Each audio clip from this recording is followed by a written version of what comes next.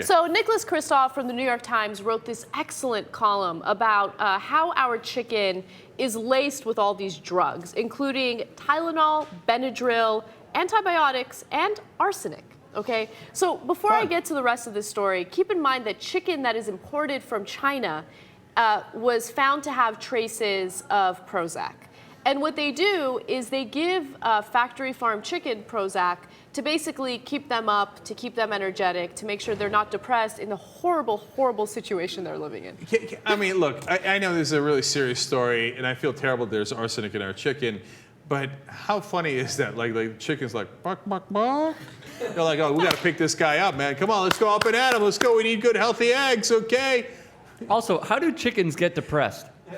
No, and like here, keep in mind, like they want the chickens to get as fat and plump as possible. So how do they do that? They want to make sure that the chickens are up as long as possible eating, right? So it's like, oh, you're going to go to sleep, little chicken? Wake up and eat this antibiotic-filled meal that we made for you. Well, you know, then why don't they feed the chicken pot? Because they'll have the munchies and they'll eat all day long. Don't give them ideas. Okay, that'll be in there for chicken all eggs, of a sudden, we're gonna have our chicken sandwich, and we're gonna get the munchies. We're gonna get even hungrier. You know what? That sounds like kind of genius move on their part. It might not be so bad for either. Now, what would you rather have in your chicken? Arsenic or a little bit of weed? I guess a little bit of weed, but I'd rather just have clean chicken that doesn't have anything in it. But anyway, look, this is a disastrous story because what they're doing is they're feeding chicken very small amounts of arsenic because it apparently protects them against infections, and it also makes flesh an appetizing shade of pink. Yeah, you know, here's what's not appetizing: arsenic. Okay, so I would argue with them, but it's amazing because we just can't leave well enough alone.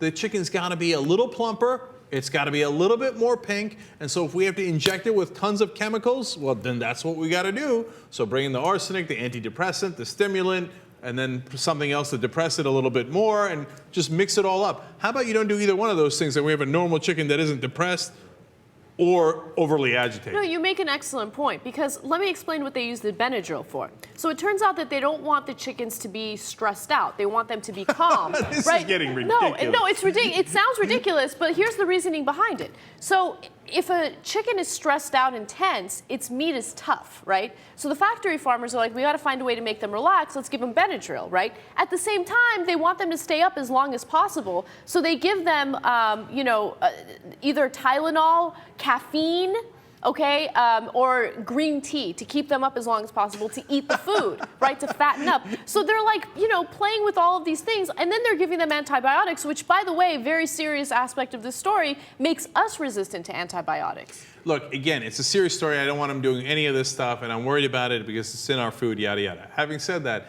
the chicken's life, actually, when you put it all together, it doesn't sound that bad. They're druggies, man. Okay, first of all, they're up and at 'em, like none of them are depressed. They're feeling good. They get to eat all day long. Okay, and then what else are they getting? They're relatively healthy at least before we slice their throat. Okay. But they're not healthy. They're actually very much unhealthy. They have arsenic in them. Oh, and they're getting coffee all day long. I love coffee. If they said to me, your job is, okay, you drink coffee, eat as much as you want, and our job is to make sure that you're really happy. Bok, bok, bok, bok. And then, by the way, at the end, we cut your throat and serve you for dinner.